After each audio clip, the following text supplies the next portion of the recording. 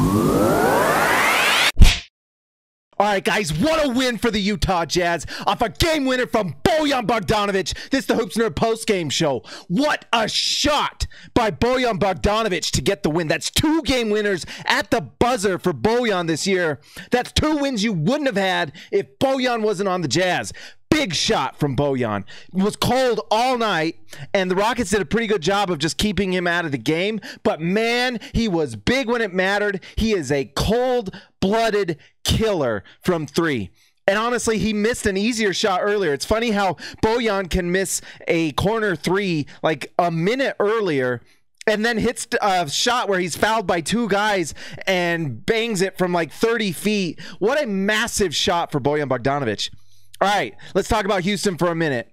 Houston is in the middle of an incredible, interesting experiment right now. They don't play with a center. PJ Tucker is a 4-5 technically, but he's not really a center. He is a spread the floor 4 who can give you small ball 5 minutes. And the Houston Rockets are going all in. And it's interesting. And I think the reason why it possibly can work and worked for good stretches of this game against Utah is that the Rockets are, I mean, they have a scheme on both ends. On the offense, it's like threes and rim. And that's it. It's a 3-point shootout, and then it's get to the rim. It's interesting. It's kind of using things to take advantage or negate Westbrook's inability to shoot the 3. On defense, it's switching, and it's like immediate switching, and they help defend a lot. And I actually think the Jazz could have played a lot better tonight.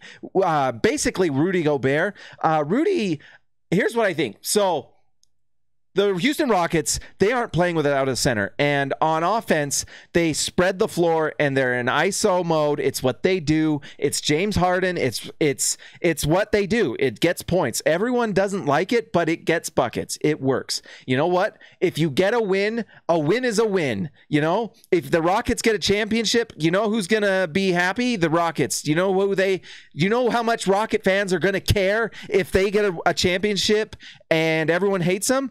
None of them, because a win is a win and a championship's a championship. Utah did an interesting thing tonight, though. Rudy Gobert guarded Westbrook for most of the night, and I think it was interesting. What I think happened is Rudy started the game on Westbrook and did really well to start, but Westbrook is such a force, it kind of felt like it wore down Rudy as it went.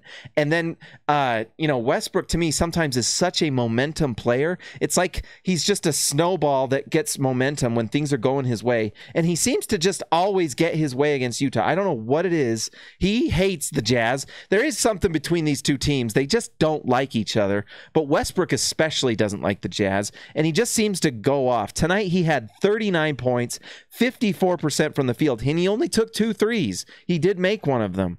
And that's what's interesting is Rudy Gobert was actually able to guard him, and to start the game it was really well. I think he started like it went really well. He started like 0 for 4, and then he went and made like 9 straight buckets. Now, Rudy has not been Rudy for 5 or 6 games. He has just not been the same and I don't know, Donovan as well. It is weird how they have just kind of dropped off since the All-Star nod. They just haven't been the same. And some of that's coinciding with Mike Conley coming back. And it's just this weird chemistry thing going on with Utah. But Rudy just hasn't quite been the same. He started off good. It looks like they're tired. Honestly tired. And, if you've got a tired Rudy, he's going to start off pretty good against Westbrook, but everyone gets tired against Russell Westbrook. Everyone. He wears you down. Russell Westbrook is, to me, the most... he's like, his fatigue level is just so low in these games. It's crazy. He might be, honestly... I can't even think of the word. I'm so crazy right now, but he is one of the players, maybe in the history of the league, that gets the least tired. His stamina, there we go, stamina. His stamina is probably the best in the league. I've never seen a player like Westbrook who goes 1,000,000 miles an hour from start to finish. And so what I think happens is Rudy can start to guard Westbrook, but it's going to wear him down. And anyone who says Rudy can't guard the perimeter needs to watch the first half of the first quarter. He can. Rudy just needs to be at 100% because he looked tired, and Westbrook took advantage. And so then the Utah starts switching with different defenders, and by that time Russ was hot, and he was getting to the rim against everyone else except Rudy, but that mid-range started to fall against Rudy, and that's tough stuff. That's just tough. So you got to tip your cap to Donovan or Russell Westbrook. Also, James Harden, interesting, 2 for 13 from 3. He wasn't hitting his step back. So if you're Houston, you got to be a little happy about that. Honestly, you lose a game that was close on a game winner, and James Harden shot 2 for 13. His 3-point numbers, and tell me if I'm wrong, Houston fans, but lately have not been good. That 3-point shot is just not falling. I haven't seen him recently, but I know there's been some games that I've watched where he just hasn't had the shot fall. And tonight was another example of that. 2 for 13 from the field. But beside, 11 for 23 overall, and he missed, 11 threes. So Harden was pretty darn good this game. He just couldn't hit the 3 ball. And, credit to Utah's defense, but also Harden just not making shots. So that's tough. PJ Tucker 3 for 3 from corner. Does he ever miss corner threes? I swear I've never seen PJ Tucker miss a corner 3. I've never seen it. It's like a myth. Utah, Bojan Bogdanovic with a big time shot. So awesome to see Bojan. That was such a big time signing. And there's some people on Twitter who are saying slanderous things about Bojan Bogdanovic that are unnecessary and untrue. Bojan Bogdanovic is not an elite defender. He's just not. On his best nights, he's an average defender, which is fine. But he can hit shots like this for you all season. And he's done it twice now. Big shot to hit Milwaukee. Big shot now to beat Houston. This is why you got him. And this is a big time game. I mean, both these teams were going at it. And the Jazz found a way to win this. And they did not play particularly well. Rudy just is not dunking the ball. He looks like he's got, I can tell when Rudy's injured. I watched enough Jazz games, believe me, that I can tell when Rudy's not 100%. He was not dunking the ball tonight. He just wasn't. He was going for these layups, and he looks tired, and he's not laying it in. Normally, you'd see Rudy just dunk everything, and tonight he couldn't. And some of that was just Houston fouling him, which is smart play. But there were a lot of shots he just normally dunks, and I don't know why he wasn't doing it. Bojan, for the game, Bojan Bogdanovic was 2 for 7. He only took 7 entire shots, but still shot 40% from 3.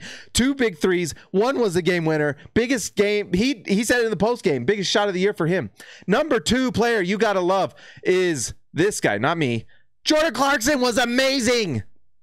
Jordan Clarkson won the game for the Jazz as much as Bojan Bogdanovic did.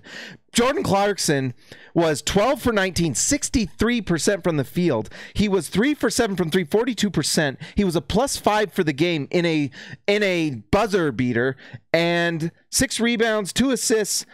He was phenomenal. 30 points from the bench for Jordan Clarkson. And I have a little theory. Juwan Morgan has started playing center for Utah. They've started playing 2 games in a row now. They've put in Juwan Morgan, and it's gone pretty well. Juwan Morgan has a little time to grow. I mean, he's from the G League on and now a backup center in the league at playing as a power forward at center spot. He's doing PJ Tucker stuff, and it's going pretty well because he spreads the floor, and Juwan Morgan can shoot the ball. So that opens the floor for Jordan Clarkson, and he does work. If you are guarding him with one man, what we're learning as Utah fans is that Jordan Clarkson gets to work, and he gets you buckets, and he did it tonight. When he's in that little mid-range, and he just gets it in.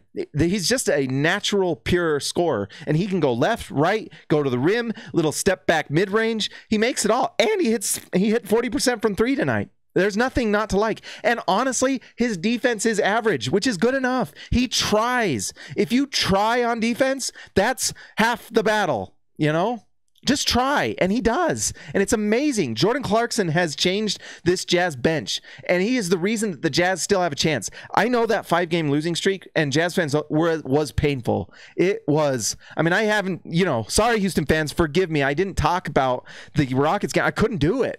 Utah looked like dumpster poo. They looked so bad, and now they look like a different team. They're figuring it out. Mike Conley looked a lot better again tonight. It really looks like this is the team they wanted from the start, that they're starting to finally figure it out. If Donovan Mitchell can get out of this funk, because he's been in a funk for the last 5 games. Tonight, he had actually a pretty decent night. 39% from the field, but he was 36% from 3. He scored 24 points. You'll take that. But 5 rebounds, 6 assists. That's solid stuff. But his decision-making's just got to be better. Donovan seems... And Joe Ingles, by the way, holy cow, was Joe not great tonight. I don't even know what his numbers were. Let's see. Joe Ingles was 1 for 2. He took 2 shots. And he did have 7 assists, so you got to give it to Joe for that. The passing was solid. But, man, there were some turnovers tonight. That Joe Ingles had 4 turnovers tonight. And some of them were killer. One was that one. I mean, he was just forcing things that just weren't there. And Joe's got to be better than that. So if you get 7 assists and 4 turnovers, that's pretty good. But he's got to just get that. He's got to make better plays. And he's got to shoot the ball. Joe Ingles has to shoot the ball when he's open. He's too good of a shooter not to. 2 shots for Joe is not enough. I want him to shoot at least 5 threes. If that's all he's going to do, fine, and pass the ball. But you've got to shoot it, Joe. When you've got the 3, shoot it! Shoot it! But anyways, if you're Utah, you've got to be excited about this. It looks like they're figuring things out. And this is a tough matchup for Utah. They just struggle, and they've tried some new things. You've got to give it to Quinn for trying things. Nice to see Quinn really adjusting and really experimenting because, you know, for most of this season, we've seen Quinn kind of just go with the same rotations and the same substitution patterns. And they were losing because of it at times. And tonight, Quinn really tried some stuff, and they very nearly lost the game. It took a miracle shot from Bojan, and they got the win. So very nice win for Utah. Kind of makes up for some of the losses.